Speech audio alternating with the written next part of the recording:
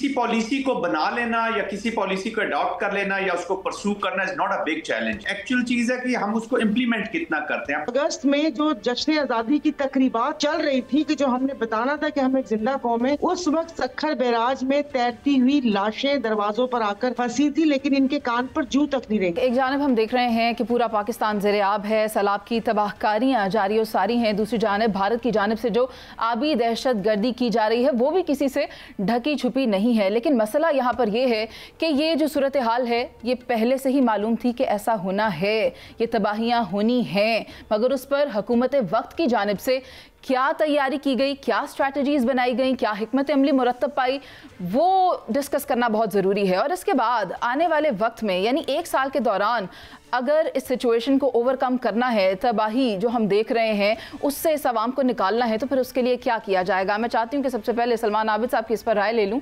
सलमान साहब, आप मुझे बताएं, आप क्या देख रहे हैं कि ये चीज़ें किस तरह से ठीक की जा सकती हैं। इमदाद का तकाजा भी हो रहा है, इमदाद दी भी जा रही है, फ़ोन भी आ रहे हैं वज़ीर आज़म पाकिस्तान को, हमदर्दी का इजहार भी किया जा रहा है, लेकिन होगा क्या।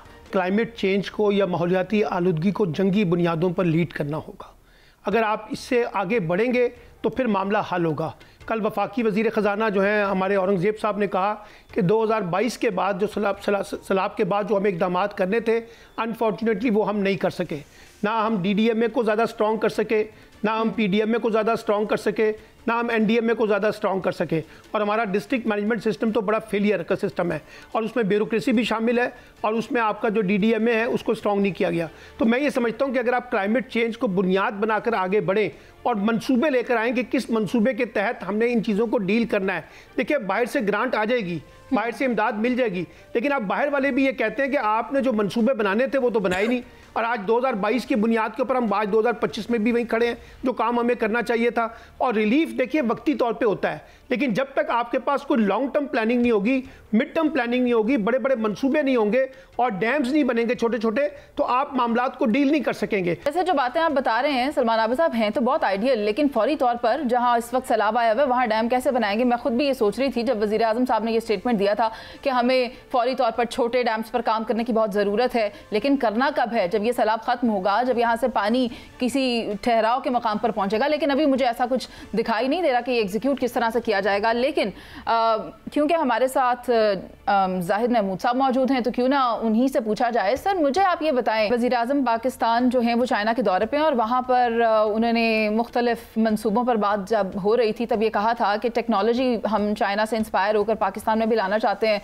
चाइना ने जिस तरह से तरक्की की, अपनी आवाम को गुर्बत से निकाला और ख़ुद को जदीद बनाया, उसी तर्ज का हम पाकिस्तान में भी करना चाहते हैं। तो मैं आपसे ये पूछना चाहती हूँ कितना मुआविन हो सकता है पाकिस्तान के लिए अगर वहाँ से टेक्नोलॉजी को पाकिस्तान में लाया जाए। जी बिल्कुल, देखें पाकिस्तान की जो स्ट्रेटेजिक पार्टनरशिप है विद चाइना वो तभी सूदबंद होगी कि उसके जो बेनिफिट्स हैं वो आवाम तक और आम लोगों तक, हर पाकिस्तानी तक पहुंचेंगे। तो एज अ नेशन अगर आप डेवलप करना चाहते हैं, ह्यूमन रिसोर्स में आप अपने इन्वेस्ट करना चाहते हैं, तो दैट इज़ वेरी इंपॉर्टेंट।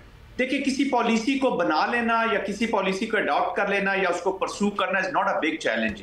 वो तो हर लीडर ये चाहता है कि वो उसको अडॉप्ट करे। उसको एक्चुअल चीज़ है कि हम उसको इम्प्लीमेंट कितना करते हैं। अब देखिए ना, CPEC है, CPEC में अब वो हर्डल जो पाकिस्तान के अंदर से आई या जो इंटरनेशनल चीज़ें तो चले हो रही थी, लेकिन पाकिस्तान के अंदर से जो हर्डल्स हैं उनको एड्रेस करना, ये पाकिस्तान का हमारा अपना काम है जी। तो most important thing for me would remain कि हम how quickly adopt to those changes जो हम लेके आ रहे हैं और उसको हम परसू कैसे करते हैं और उसकी इम्प्लीमेंटेशन कैसे होती है। अभी 21st सेंचुरी है जी। पाकिस्तान अब कमिटी ऑफ नेशन में हमारे जो नई जनरेशन है, हमने इनको आगे अगर प्रोग्रेस करवानी है तो हमें मॉडर्न टेक्नोलॉजीज के साथ, मॉडर्न टेक्निक्स के साथ, मॉडर्न वर्ल्ड के साथ अपना पेस मिलाना होगा जी। अभी IT का शोबा देख लें, जिस तरीके से हमारे नेबर्स हैं, आई थिंक उनको मैं क्रेडिट जरूर दूंगा कि उन्होंने दो देयर आर एनिमी, लेकिन उन्होंने IT में जिस तरीके से पूरी दुनिया में वो फैले हमारे बच्चों को। हमारा थोड़ा सा कल्चरल प्रॉब्लम भी है कि हम बाहर नहीं जाना चाहते, हम आगे फैलना नहीं चाहते, हम चीज़ों को आगे लेकर चलना चाहते हैं। इंडिविजुअली घरों में तो चीज़ें चल रही होती है, जो पेरेंट्स इन्वॉल्व हो रहे हैं या वो, लेकिन गवर्नमेंट की तरफ से जो प्रोग्राम्स आते हैं उनको जो परसू करना है वो that is still challenging. But I think Pakistan has a tremendous potential और ये बेस्ट टाइम है जी चाइना के साथ, फॉर दैट मैटर कहीं से भी मॉडर्न टेक्नोलॉजी आ रही है। लेकिन चाइना के साथ इसलिए मैं कहता हूँ कि we are a time tested strategic partners. वहां पे भी रियलाइजेशन है, यहाँ पे भी रियलाइजेशन है, तो हमें ये पीपल टू पीपल कांटेक्ट भी बढ़ाना होगा और इन मॉडर्न टेक्नोलॉजीज को बिल्कुल लाना होगा। Vision is very good, modern technologies को लाने की बहुत जरूरत है, लेकिन एक तरफ जहां मैं खुद भी सिंध का विजिट कर चुकी हुई हूँ, सायरा जी आप खुद वहाँ रहती हैं, आप मुझे ये बताएं आपको क्या लगता है, हम चाइना से टेक्नोलॉजी लाने की बात कर रहे हैं, बहुत अच्छी बात है, लेकिन ओवरऑल सिंध की सिचुएशन, जब बारिशें आती हैं, सैलाब की तो मैं बात ही नहीं कर रही ना, जब वहाँ पर बारिशें आती हैं शहर कायद डूब जाता है, वहाँ पर खुले मैन होल्स के अंदर आवाम जो है वो उसकी हालत ज़ार में बयान नहीं कर सकती, बच्चे भी उन्हीं गटरों में डूब कर मर जाते हैं, जानवर भी वहीं पर जाकर गिरते हैं क्योंकि कुछ दिखाई तो दे नहीं रहा होता, सड़कें पूरी उबल रही होती हैं, नाले उबल रहे होते हैं, there is no way out for the water. तो फिर अब तो सैलाब की सूरत हाल है, ओवरकम कैसे करेंगे इसको? एक साल भी अगर हम देखें, फॉर इंस्टेंस हम एक साल की बात कर रहे हैं, एक साल आप अभी यहाँ पूरे सिंध की सूरत हाल के बारे में जो हम अभी बात कर रहे हैं और आपने भी देखा 17 साल से एक ही पार्टी की यहाँ पर इजारादारी है, क्या कोई पूछने वाला है? जब उनके इस किस्म के केसेस निकलते हैं या तो वो कान मरोड़ने के लिए होता है या बाजू मरोड़ने के लिए होता है, लेकिन आवाम के लिए नहीं होता। उससे पहले सलमान आबिद साहब ने बात की जो मोहम्मद औरंगजेब साहब के बयान की, उस बयान की रोशनी में ये 2022 के सैलाब के बाद हमें जो करना चाहिए वो हम नहीं किया।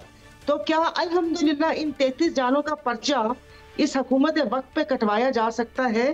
क्योंकि उस वक्त PDM पार्ट 1 था और जो अगस्त में जो जश्न आज़ादी की तकरीबात चल रही थी कि जो हमने बताना था कि हम एक जिंदा कौम है, उस वक्त सखर बैराज में तैरती हुई लाशें दरवाजों पर आकर फंसी थी, लेकिन इनके कान पर जू तक नहीं रेंगी। आपने भी हमारे यहाँ वजीरों के बयानात सुने होंगे, एक ने वो मद्दोजर पे बोल दिया, एक ने कहा वक्फे वक्फे से हो, फिर कोई हमारे ही गुनाहों का शाखसाना करार देते हैं कि ये हमारे ही अमाल है। और अब भी उन्होंने कहा कि अगर बारिश नहीं हुई तो सब कुशल मंडल होगा, वरना तो फिर उसके बाद जो तबाही होगी तो फिर ये सारा कुछ।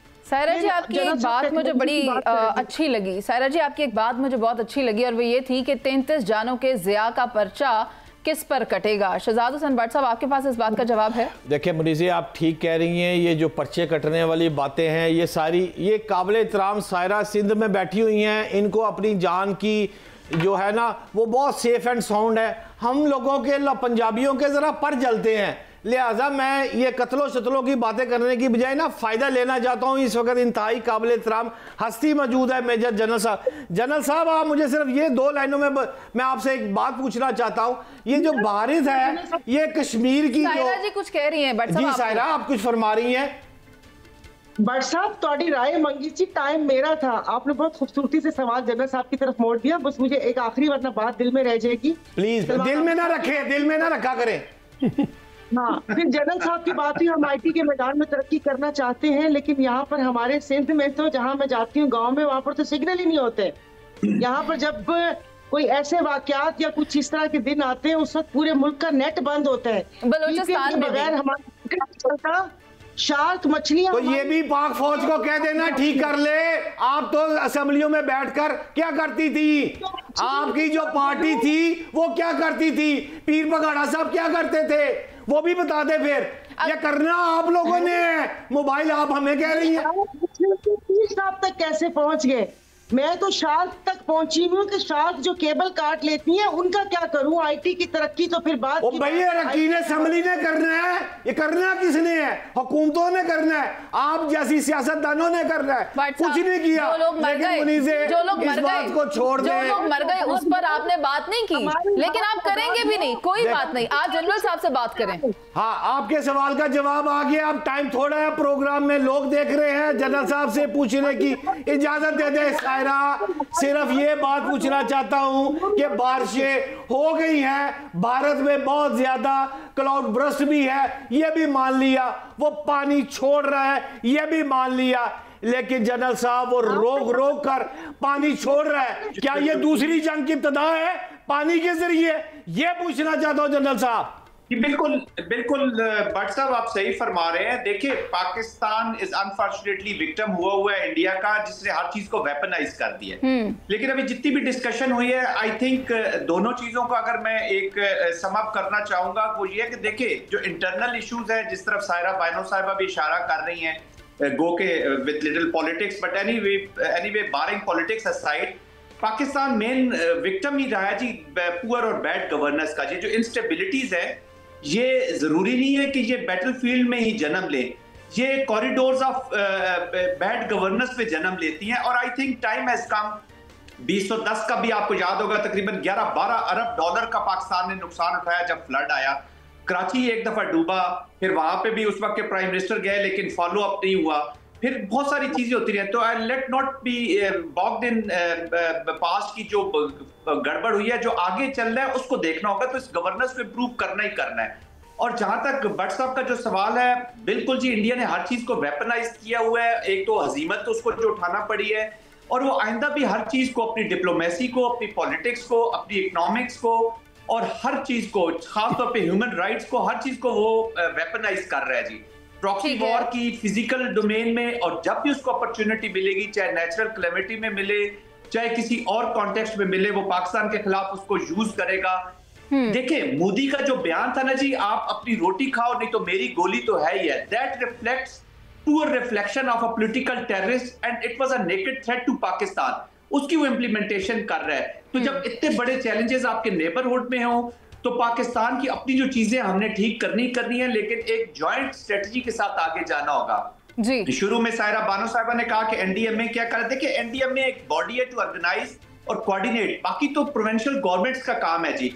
ऑफ कोर्स जो पॉलिटिकल पार्टीज है, जो पॉलिटिक्स करते हैं, जो अपोजिशन में, उनको प्रेशर बिल्ड करना चाहिए, उनको बिल्कुल बातचीत करनी चाहिए। आप दुरुस्त फरमा रहे हैं जनरल जाहिद महमूद साहब। मुझे भी एक ब्रेक का कहा जा रहा है। बात इतनी है, ऐवानों में बैठे हुए अवामी नुमाइंदगान क्या कर रहे हैं? क्या वो सड़कों पर निकल कर आए हैं, या वो कश्ती में बैठकर सिर्फ पानी के दौरे या इलाकाई दौरे कर रहे हैं? क्या वो उस पब्लिक के पास गए हैं जो मुतासिर हुई है?